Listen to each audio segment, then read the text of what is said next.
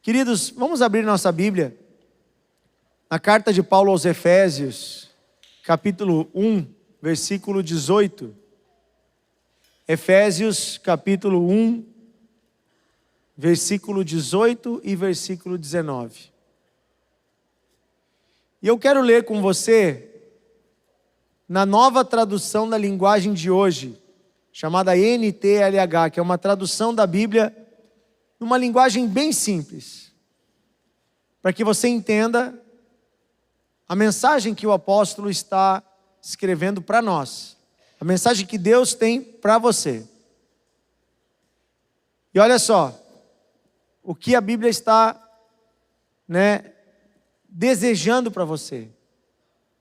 Eu peço que Deus abra a mente de vocês. Na outra tradução diz, abra os olhos espirituais.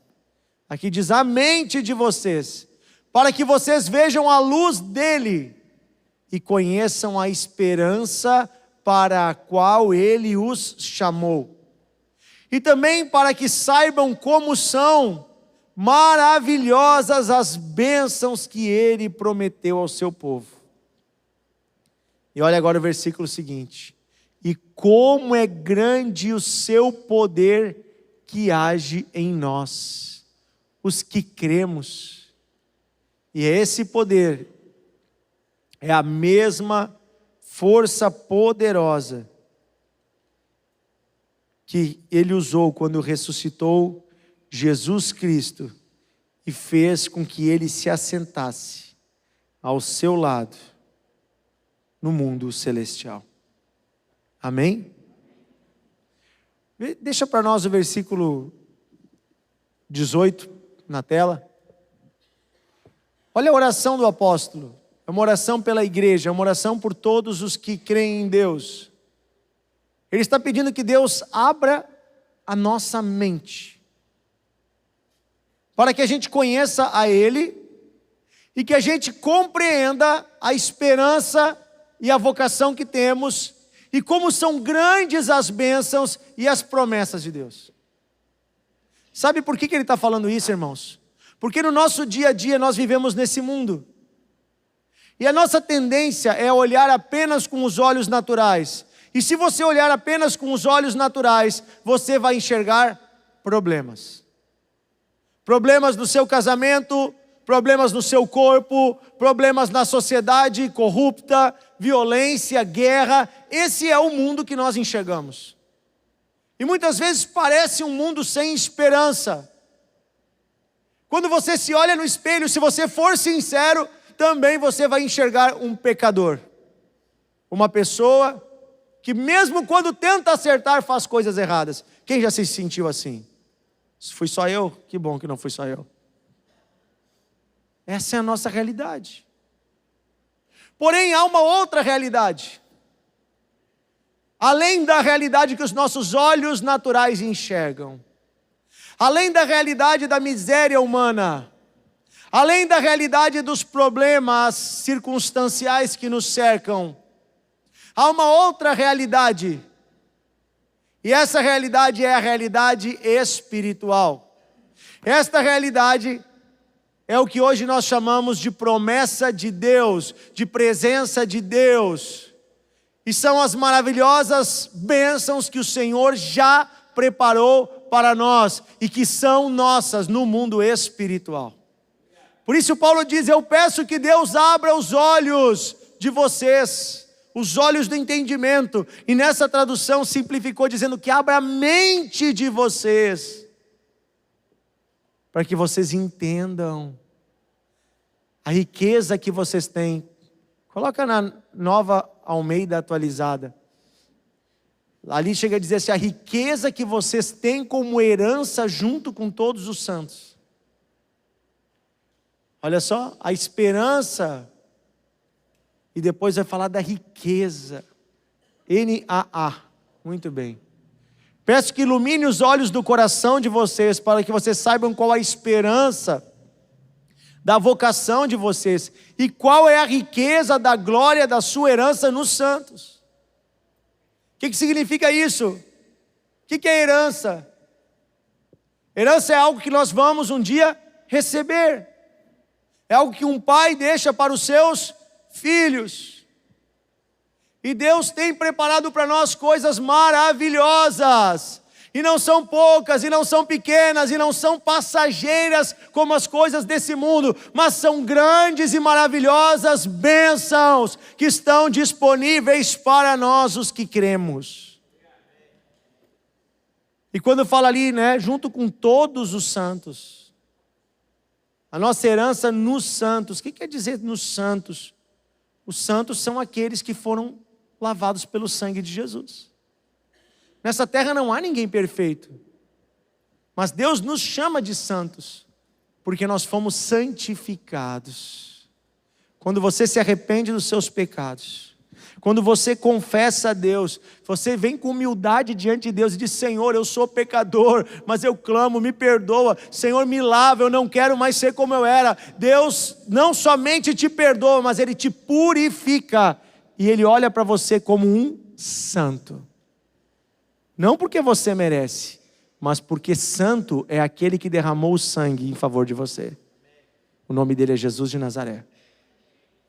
Por causa do sacrifício dele, você é santificado.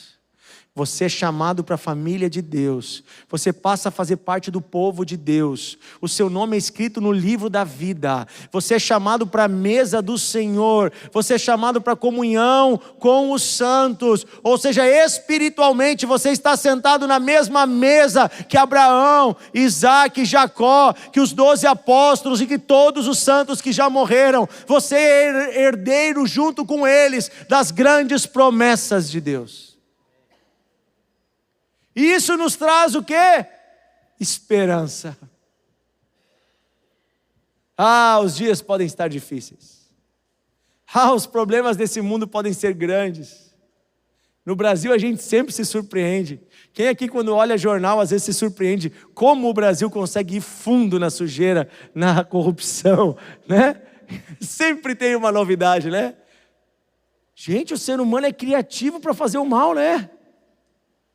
Se usassem essa força para trabalhar, iam ficar ricos, honestamente. Mas usam para fazer o mal, né? Tanta sacanagem, tanta coisa errada. Mas esse é o coração do homem. A Bíblia diz que o coração do ser humano é extremamente corrupto. Então, quando nós olhamos para esse mundo, o Senhor nos diz: abram os olhos de vocês. Existe algo além. E vocês são herdeiros. O que me torna herdeiro de Deus? Quero ler com você um texto. Está em 1 João, capítulo 4. Você pode ir na sua Bíblia em 1 João, capítulo 4. Versículo 9 em diante. O que torna você herdeiro de Deus, o que torna você filho de Deus, não são os seus méritos, não são as suas boas obras. Não é porque você agora está indo na igreja, não é porque você deu o dízimo, ou porque você agora não comete mais aquele pecado, ou porque você agora é bonzinho aos olhos de alguém. Não é nada disso. Porque apesar de nos esforçarmos, ainda somos pecadores. O que nos torna herdeiros de Deus é esta palavra: filhinhos, vocês são de Deus. Olha só. São de Deus e venceram, né, os falsos profetas, porque aquele que está em vocês é maior do que aquele que está no mundo. Isso aqui é muito lindo, mas o versículo que eu queria ler é o 9. Vocês são de Deus, é verdade. Mas o 9 diz assim: nisto se manifestou o amor de Deus em nós, em haver Deus enviado o seu Filho unigênito ao mundo, para vivermos por meio dele. Olha só, você e eu estávamos mortos, condenados ao inferno, condenados a viver uma vida longe de Deus, estávamos sem paz, sem reconciliação, sem perdão, sem justificação, mas Deus escolheu nos perdoar. Deus escolheu nos salvar por uma coisa chamada amor. Sabe por que você é herdeiro de Deus? Porque Deus te ama. Porque Deus ama você. Eu posso repetir isso 1 milhão de vezes hoje. Há um sentimento, há algo no coração de Deus que move a história da humanidade. E este sentimento, esta decisão, que é mais que um sentimento, é uma escolha, chama-se amor. E Deus ama você, preste bem atenção, você, cada um aqui. Deus ama você antes de criar o mundo. Olha o que a Bíblia diz, que Jesus é o Cordeiro de Deus, que tira o pecado do mundo, e diz que Ele é o Cordeiro que foi morto antes da fundação do mundo.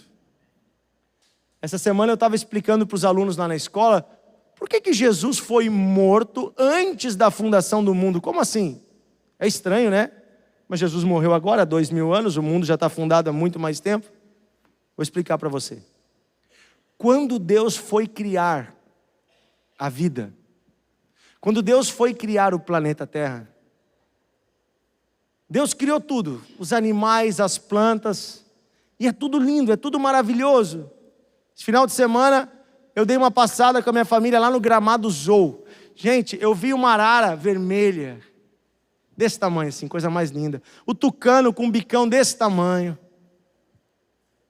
A anta, que nem é tão feia, é tão bonitinha a anta.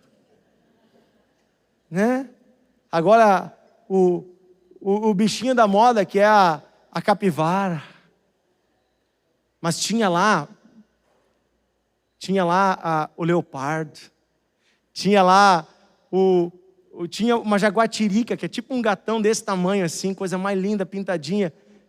E ela estava dando de mamar para o filhote dela.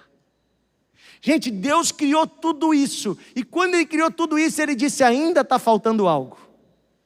É bom, mas ainda não é tão bom. Então quando Deus estava lá criando tudo, faltava algo. E Ele disse, falta eu criar um ser com quem eu possa me relacionar. Os animais são uma bênção. Eu tenho um cachorrinho que é uma bênção, mas ele nunca vai conseguir falar comigo. Ele até tenta, mas não consegue. Eu não entendo a língua dele. Às vezes parece que está falando, mas não está.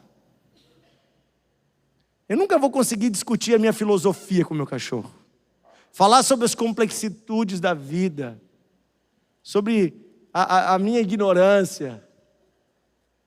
Nunca vou conseguir falar sobre os limites do espaço, do universo com um cachorro. Para isso precisa ser um ser racional. E mais que isso, um ser relacional. Deus disse, eu vou criar um ser igual a mim. A minha imagem e a minha semelhança. Porque eu não quero animais, eu quero filhos. Você está entendendo o que Deus quis criar? Uma família. Por isso que a Bíblia, quando vai trazer a genealogia de Jesus, diz assim, Jesus, filho de Maria, Maria, filha de fulano, fulano, filho de ciclano. E quando chega em Adão, diz Adão, filho de Deus. Deus quis criar uma família. Só que tem uma coisa legal no relacionamento. Deus não gosta de relacionamento forçado. Imagina, quando Deus foi criar o ser humano, Ele tinha que tomar uma decisão. Será que Ele nos faria livres? Ou Ele nos faria apenas com a possibilidade de amá-lo e fazer o bem? Se Ele nos criasse apenas programados para amá-lo e fazer o bem, nós não seríamos livres. E nós iríamos amá-lo, mas não seria de todo o coração, seria por uma programação. Mas como Deus não quer ser amado à força, como Deus quer relacionamento, Deus quer ser amado por relacionamento, Deus quer conviver, Deus quer filhos que queiram estar na casa do Pai, Ele nos fez livres. Só que quando Ele foi nos criar, preste bem atenção nesse detalhe, Deus sabe de tudo. Ele colocou nas equações celestiais dele uma possibilidade. Se eu fizê-los livres, pode ser que no caminho da história, eles escolham se afastar de mim. Pode ser que no caminho da história, eles escolham pecar. Eles escolham o lado da serpente. Eles escolham o mal. Eles escolham a violência. Eles escolham a desobediência. Eles escolham a guerra. Pode ser que no caminho eles não queiram andar comigo. E foi o que aconteceu já na primeira geração. Mas aí Deus, lá na eternidade, antes de criar tudo, quando Ele estava conjecturando, pensando, planejando, Ele disse: eu já os amo de tal modo que se eles pecarem, eu me torno um deles para morrer por eles e salvá-los deles mesmos. Deus criou antes da fundação do mundo um plano de salvação. E esse plano incluía o próprio Deus se fazer em forma humana, vir à terra, viver como homem, para então poder nos resgatar do caminho torto que nós nos metemos. Por isso que a Bíblia diz, volta lá o texto de 1 João 4:9. Nisto se manifestou o amor. O amor está desde o início, desde a criação. Mas tu quer ter uma prova maior do amor? Nisso se manifestou. Em haver Deus enviado o seu Filho unigênito ao mundo, para que venhamos a viver por meio dele. Olha para a pessoa do teu lado. Olha bem no fundo do olho dela. Contempla a beleza desses olhos aí que Deus criou. Olha bem lá dentro e diz assim, ó: Deus ama você. Deus ama você.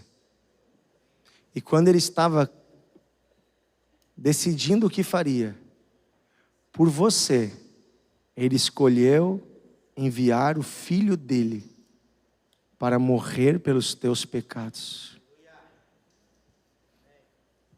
para te trazer de volta para Ele, para te resgatar do teu caminho distante, para te chamar à presença dEle. E Ele não fez isso por nenhum outro sentimento, a não ser por amor. E nisso consiste o amor. Olha o versículo 10. Não em que tenhamos amado a Deus, mas que Ele nos amou e enviou seu Filho como propiciação pelos nossos pecados. Ei, presta atenção. Por mais que você se esforce na vida toda, você nunca vai conseguir amar a Deus nem 1% da dimensão do quanto Ele ama você.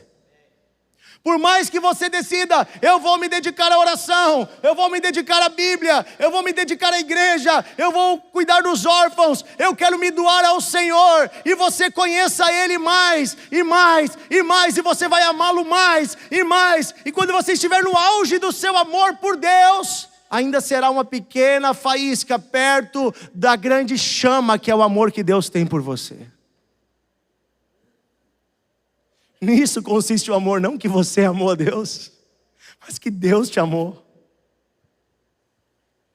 E a Bíblia diz uma coisa, que agora que recebemos esse amor, o Espírito Santo derrama o amor do Pai em nossos corações. Então agora que temos Cristo, podemos começar a amar. A gente não sabia amar, a gente mal sabe ainda. Quinta-feira tem encontro de casais, né, pastor Tiago? Não é fácil manter um casamento. Sabe por quê? Porque a gente não sabe amar. Mas quando a gente deixa o amor do Pai nos encher, esse amor nos ajuda a perdoar, a aceitar, a dar mais uma chance, a andar mais uma milha, a oferecer a outra face, a entregar a capa. O amor é o que move o coração de Deus. Essa noite eu quero dizer uma coisa para você. Você não está aqui para negociar algo com Deus. Você não está aqui para provar algo para Deus. Você não está aqui para fazer algo para que Deus te dê algo em troca. Quem somos nós, miseráveis seres humanos, para oferecer algo ao Criador? Mas se você está aqui hoje, é porque a bondade de Deus te trouxe até aqui. Se você está aqui hoje, é porque Deus te atraiu para a presença dEle, porque Ele não te vê como um cliente, mas Ele te vê como um filho assentado à mesa. E esse Pai que é bom, Ele quer que você abra os olhos do seu coração, Ele quer que você abra a sua mente, para que você enxergue a riqueza da glória dEle que está disponível para você.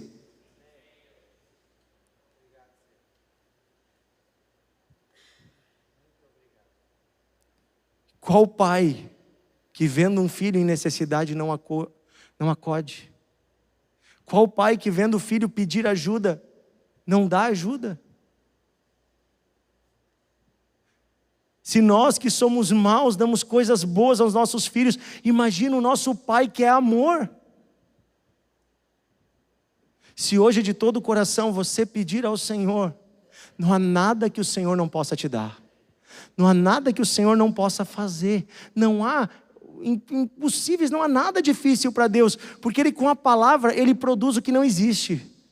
Ele traz à existência o que não existe. Então essa noite, você não está numa mesa de negociações, você está sentado à mesa com seu Pai, que olha nos seus olhos com amor, não te pede nada em troca, mas olha para você com amor, e só espera que você abra o seu coração a Ele. Mas amanhã, quando tudo estiver bem, Ele não quer que você vire as costas. Ele quer que você continue vindo para a mesa.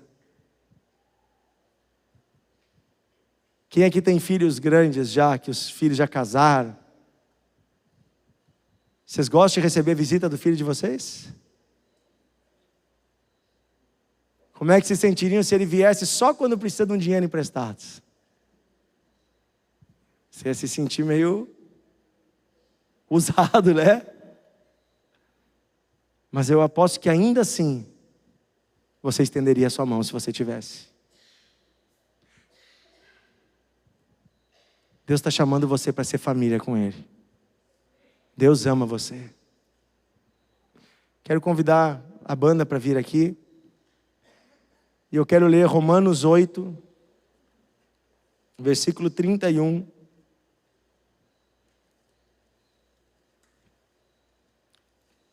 Quero ler esse texto que fala muito ao meu coração.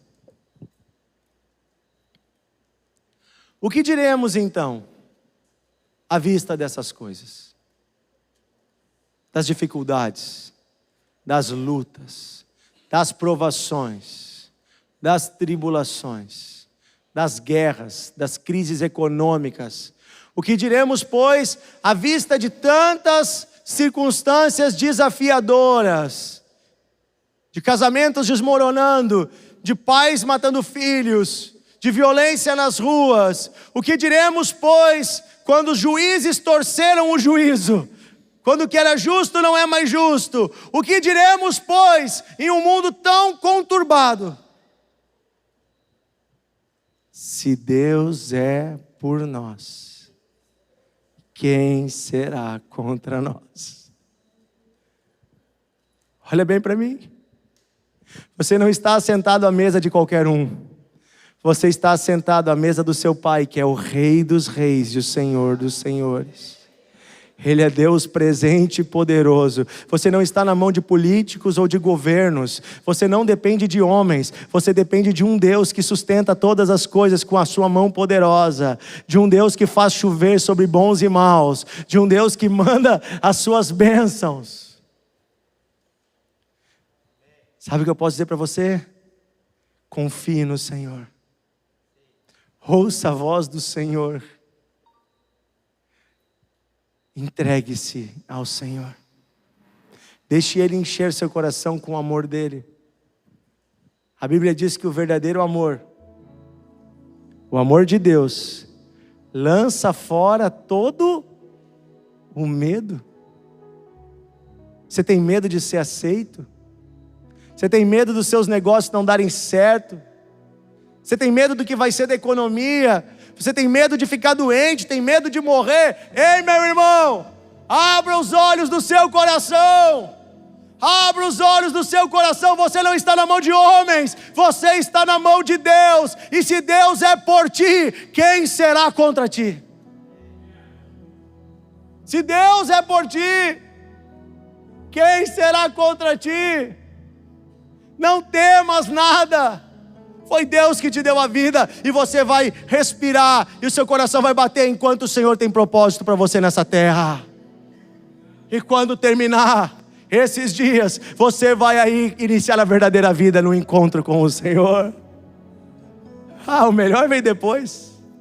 Aqui nós vamos ter vitória, mas o melhor ainda vem depois. Não temas. O verdadeiro amor lança fora o medo. O que são suas dívidas perto de um Deus tão poderoso? O que são os diagnósticos médicos perto de um Deus tão poderoso? O que são as palavras que te ofenderam? O que é o que dizem os teus vizinhos? Não importa, importa o que o Senhor diz. Não importa o que tua mente diz, importa o que Deus diz. Dele provém toda a resposta. O sim e o não é do Senhor. Olha ainda o versículo seguinte, o 32. Romanos 8, 32. Aquele que não poupou o seu próprio filho. Gente, ele entregou o filho por você, mas por todos nós o entregou. Será que não nos dará graciosamente, quer dizer de graça, juntamente com ele, todas as coisas? Se Deus deu para você o filho, será que ele não vai dar o que você precisa?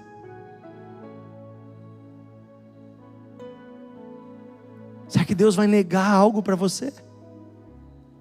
Ele é um pai de amor. Creia. Abrace Ele. Ele está te abraçando essa noite. Receba o carinho de Deus. Receba esse amor enchendo o seu coração.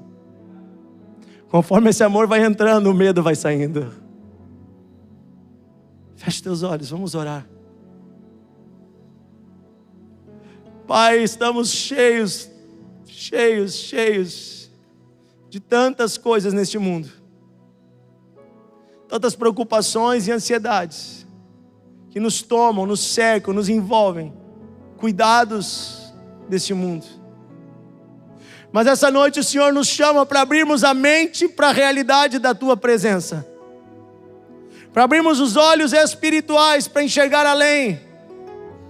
E eu quero pedir, bondoso Deus, opera esse milagre. Abre os nossos olhos esta noite, Deus. Sozinhos não podemos, Senhor, mas Tu pode. Opera em nós, Senhor. Abre os olhos da fé deste homem. Abre os olhos da fé desta mulher. Desperta este filho, Senhor, para andar seguro nesta terra. Abre os nossos olhos para enxergar o Teu amor que nos rodeia por todos os lados. Para enxergar a Tua bondade que está, Senhor, nos cercando. A Tua misericórdia que já nos alcançou. O Teu sacrifício que já nos perdoou. Abre os nossos olhos, Senhor, para que não venhamos a viver presos às coisas passageiras dessa terra. Não venhamos a viver na agenda deste mundo, presos às preocupações que os outros impõem sobre nós. Pai, abre os nossos olhos esta noite, para que possamos sentar à Tua mesa e desfrutar da Tua presença. Pai, essa noite eu peço que na mesa aqui o Senhor derrame o bálsamo da cura sobre aquele que está doente, Senhor, essa noite. Os Teus filhos, há filhos aqui, Senhor, que estão enfermos, mas o Senhor pode tocar o corpo. Eu peço essa noite, Paizinho, estende Tua mão de poder em nome de Jesus e cura o enfermo nesse lugar. Tu podes abrir porta de trabalho. Tu podes, Senhor, enviar renda. O Senhor pode dar sabedoria. O Senhor pode resolver dívidas. O Senhor pode dar saída. Eu peço, Paizinho querido, socorre esta família. Socorre esse filho aflito, Senhor. Socorre esse casamento, Senhor. Socorre esse relacionamento que já não anda mais. Socorre esse coração que não enxerga mais esperança. Esta filha, Senhor, que já pensou em tirar a própria vida. Este filho, Senhor, que já pensou que a vida não tem sentido nenhum. Paizinho, abre os olhos desta pessoa essa noite. Para a beleza da vida que o Senhor deu. Para a grandeza do teu amor. Visita-nos, Paizinho. Visita-nos, Senhor. O Senhor está aqui essa noite. Quero convidar, se você quer receber um abraço de Jesus, se você quer se entregar ao amor dEle, receber do amor dEle, saia do seu lugar e venha aqui à frente. Nós queremos abraçar você e orar junto com você, para que o amor do Pai se derrame sobre a tua vida. Quem sabe você se sentia sozinho, quem sabe você se sentia desamparado, quem sabe você veio aqui com uma luta muito grande. O abraço do Pai vai tocar sua vida, vai curar sua vida. Saia do seu lugar. Venha aqui à frente. Jesus está aqui. Venha. Venha, não são seus méritos. Não é porque você é perfeito, mas é porque Ele te ama.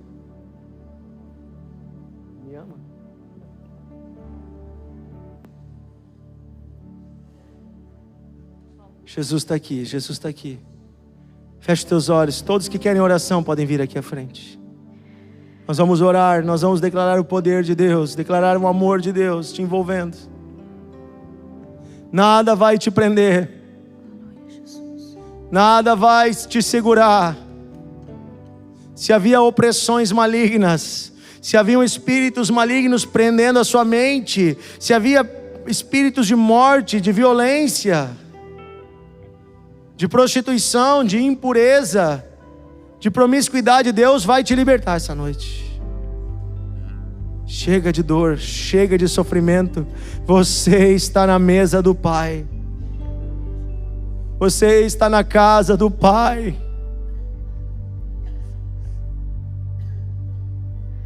Põe a mão no seu coração, você que está aqui na frente. Quero convidar toda a igreja a ficar de pé. Há uma presença de Deus aqui. Há uma presença de Deus aqui. Você colocou a mão no seu coração. Repete assim junto comigo: querido Jesus, eu abro o meu coração para receber o Teu Espírito Santo. Derrama sobre mim o amor do Pai. Perdoa os meus pecados e me recebe como Teu filho. Diga assim: Jesus, eu entrego tudo em Tuas mãos.